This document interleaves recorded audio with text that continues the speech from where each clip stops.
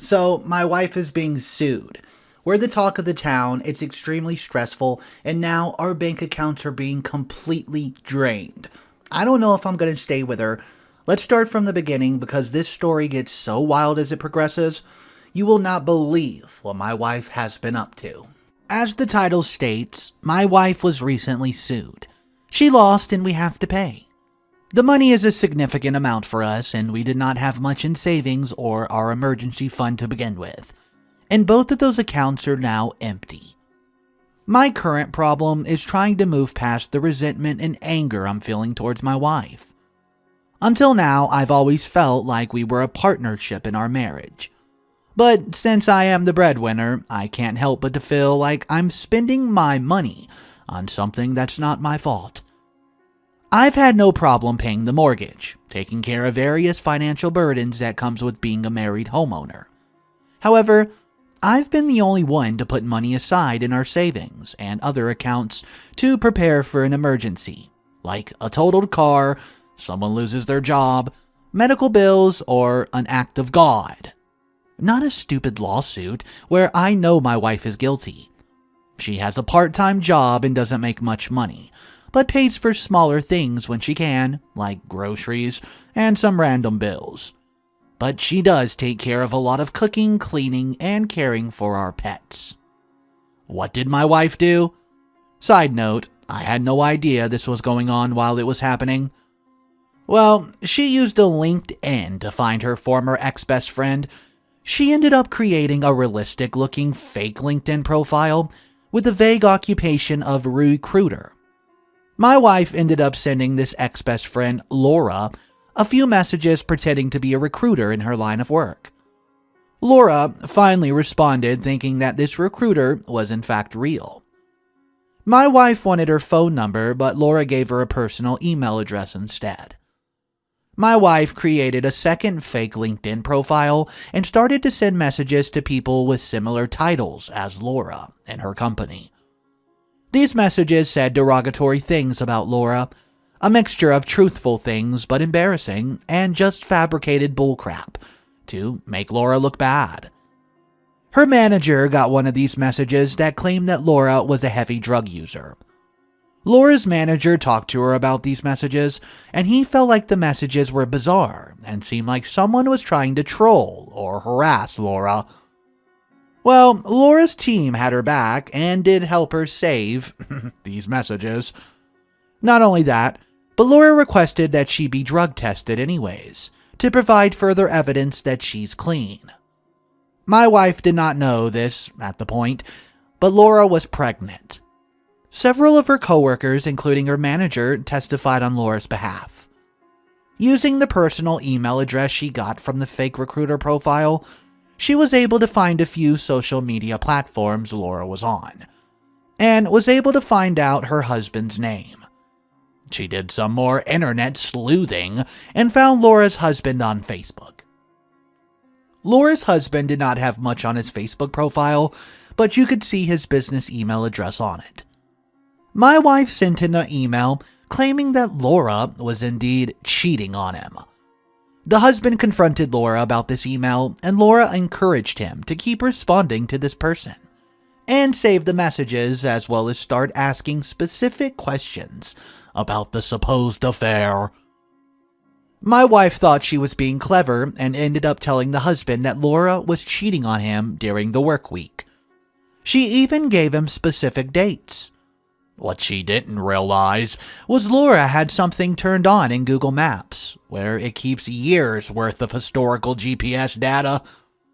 Some of the dates my wife gave him also happened to be days where they both worked from home together.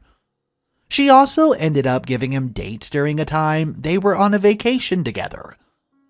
Laura had her husband keep responding as much as possible to my wife and to back up all correspondence. My wife was able to find out when and where the baby shower was going to be.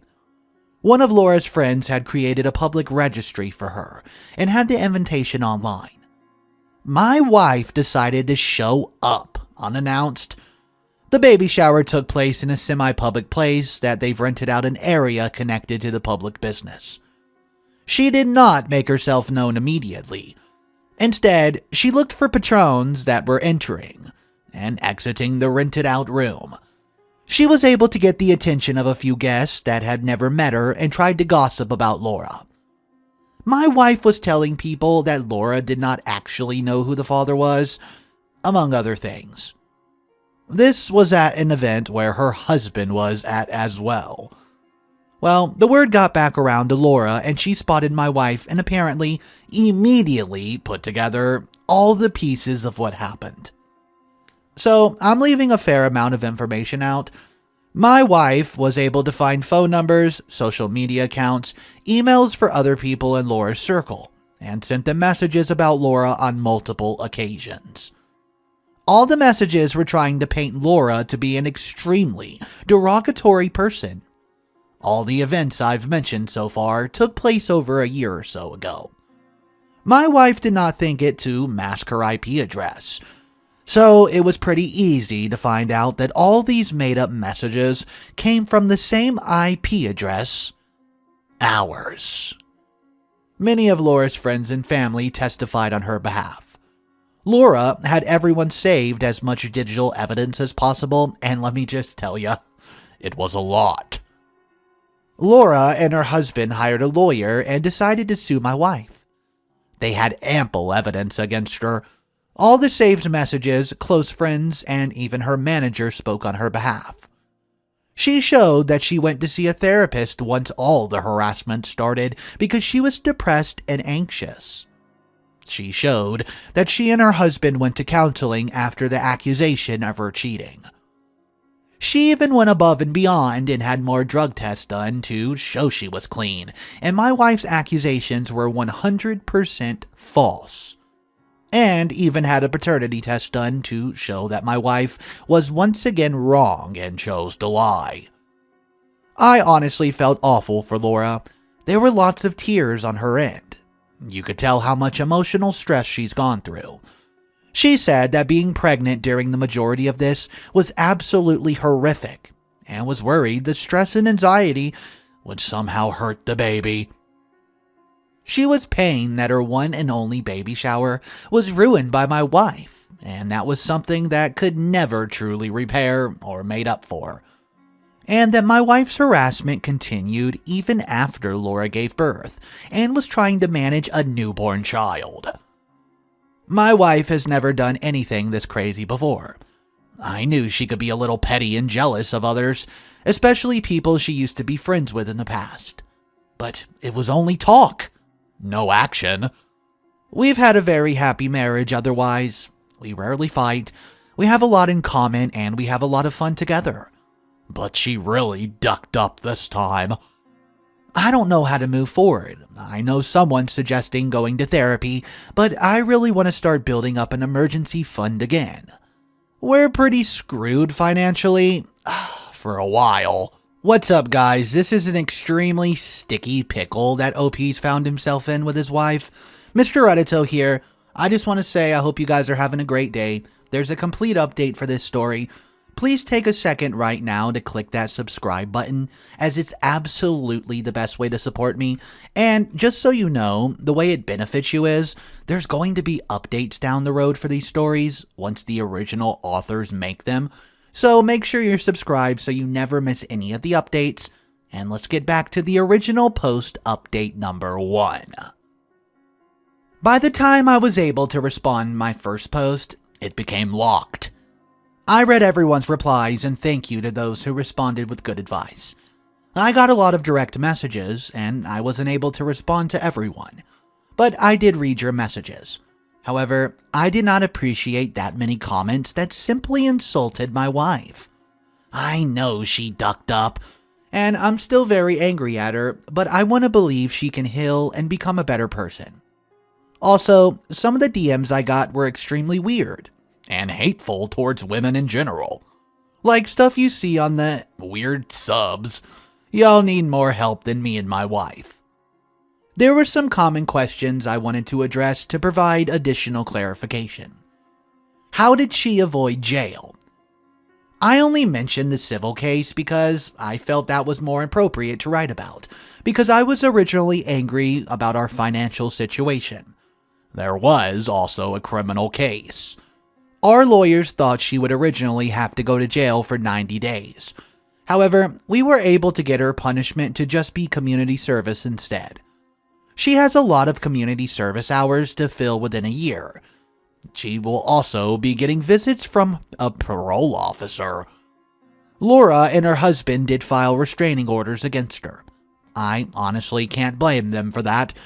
It helped my wife that she had a clean record and has family that works in law enforcement. I want her to finish those community service hours first before we talk about her working more hours to help pay me back. Why did she do this to Laura? That's a good question. I asked her this multiple times over the past several months to try to understand what this woman did to my wife. She would tell me that Laura deserved everything horrible that my wife did to her. That Laura was a bad person, a narcissist, a liar, and just overall a bad person. But she never really gave specific examples. I've been pressing her for more info, and when she told me some specifics, it made me feel sick to my stomach. Not because of what Laura did, but because how far my wife decided to go due to some petty things that happened in their friendship. Their friendship ended about 8 or 9, and they've been friends since early high school years ago. And it was over a man that they both briefly dated. My wife dated Matt for a few months. She broke up with him because she thought that Matt had feelings for Laura. Laura said she did not want to date Matt because he had dated my wife. My wife decided to test her friend Laura's loyalty and told Laura she had her blessing to date Matt. Laura and Matt ended up dating for a few months, and my wife stuck around while they were dating. And once they broke up, my wife told Laura that she had failed a loyalty test. They fought, and ultimately it was Laura who decided to end the friendship. Secondly, I was able to get some information from her about what inspired her to do this since their friendship ended so long ago. My wife said she happened to see, by chance, not by stalking, Laura at a restaurant about 2 years ago. And it looked like Laura had lost a lot of weight and was super fit. My wife and I, well, were both fairly overweight. Apparently, Laura used to be overweight too. My wife admitted that she felt angry that Laura's lost a lot of weight, while she's never been able to do that. My wife also insulted Laura and said that she does not make a pretty thin person, and that her new muscular body was too masculine. She also insulted Laura's husband's looks and physique as well. I saw both Laura and her husband in person on multiple occasions. They both look like normal, attractive people who obviously work out. I could also tell my wife was irritated when she saw Laura at the courthouse for the first time. And you could barely tell that Laura's even had a baby. My wife admitted that she just wanted to do some snooping to try to find that Laura was doing well in life. She found the opposite and was jealous of Laura's success. She first found out both of their job titles. They both work at tech companies with some sort of engineering title. And their estimated salaries by using something called Glassdoor. And if that's accurate, then both Laura and her husband make really good money. She also saw a photo on Facebook of Laura and her husband standing in front of what happened or appeared to be their very beautiful and large home. She said she was angry because she knew that Laura was not deserving of any of this. She proceeded to insult Laura about how she's not that smart, not that pretty, not responsible. She claimed that all Laura did through college was drugs, drink, and have sex with anything that had a, working body part. Skipped class and failed a lot. My wife said that she's the type who would cheat on her husband, that she's manipulative and is always up to something. Both Laura and her husband seemed very sad and exhausted throughout the whole ordeal. I never picked up on anything sinister from Laura at all. I felt absolutely awful for her. I felt extreme shame and embarrassment whenever I was in the same room with Laura and her husband. I don't think I was ever able to make direct eye contact with either of them. So, yeah, I was expecting Laura to have done something truly evil or sinister in the past, and that just wasn't the case. Does she feel remorseful? I want to say yes, she does. She's been really depressed since this all finalized. However, I can't help but think she's sad only because she got caught. She hasn't directly said anything that would lead me to believe she's truly remorseful. She's still angry at Laura for escalating to the point of a criminal and civil case. She feels that Laura overreacted. My wife believes every horrible thing she said about Laura. She's convinced that Laura is some kind of alcohol or drug addict who cheats on her husband, and is the type to lie and cheat her way to the top of her career. And somehow, Laura is able to hide this from everyone in her life.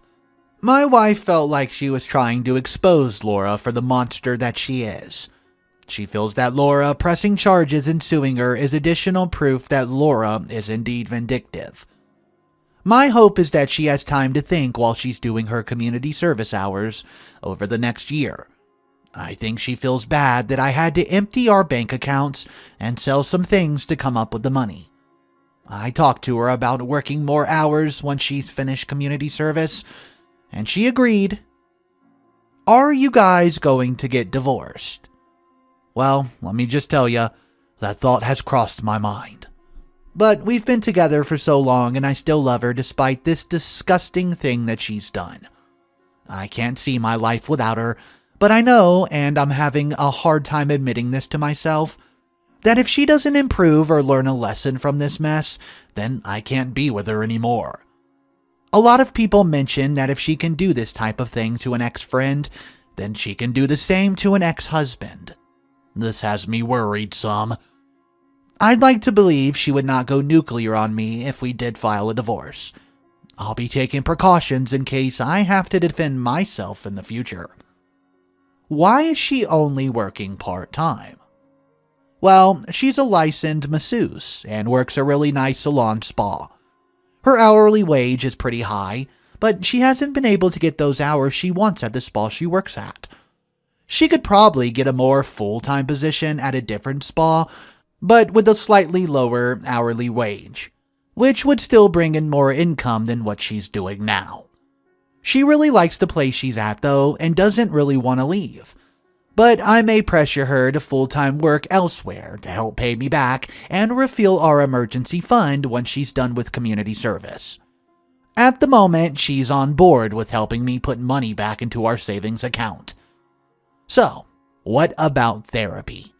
I know we need this, both as couples and as individuals, to deal with this mess. I talked to her about this and she doesn't seem totally sold on the idea of therapy. I've expressed that I think it would help both of us, and she seems indifferent at this point. I've talked to her parents who are really angry and disappointed in her. They basically begged me to not leave her over this. I told her parents that I think therapy would help both of us out, but I can't afford it now. They offered to pay for couples therapy, but that is as much as they would be able to afford, so it's a start. I know my wife will need individual therapy, and if that means I stop going to couples therapy so she can get the one-on-one help she needs, so be it. I'm not ready to call my wife a psychopath, as many of the comments that did in the last post. I think she got carried away, and thought she was trying to expose someone she truly believed was a bad person. I'm heavily leaning towards that she has some sort of mental breakdown and focused all her energy on this one woman in her life. I'm not going to give up on my wife yet. It's very possible that she has some underlying mental illness that could very well be treated with therapy or medicine. How much money was she sued for? I don't want to give the specific numbers, but it'll take about 5 years to get back to where we were prior to this happening. If my wife takes on a full-time after she's done with community service and hands over the majority of her paycheck, it may take less than 4 years. Are children involved? No, we don't have kids and are not planning on having any. So the final question. What's next? Well, that's what I need help with. I've sat down with my wife a few times since the post, and I can feel some resistance coming from her about starting therapy. I think she's irritated at her parents for offering to pay for the therapy. She stated that she would rather us solve our problems together, without interference from someone she doesn't even know. She's afraid she isn't going to like any therapist we find, and that the therapist will attack her throughout the entire session. I've tried explaining to her that the therapist isn't there to blame anyone, that they would try to help us, and that it would be a safe place for her to talk and vent about whatever she needs. I've brought up the idea of therapy every night since the post, and each time she's had an excuse along with lines of, "It won't help, the therapist will gang up on her, she isn't going to like the therapist or the therapist won't like her," or that we can solve our own problems at home. So, that's where I'm at, guys. Thank you so much for listening, and drop your thoughts and comments down below.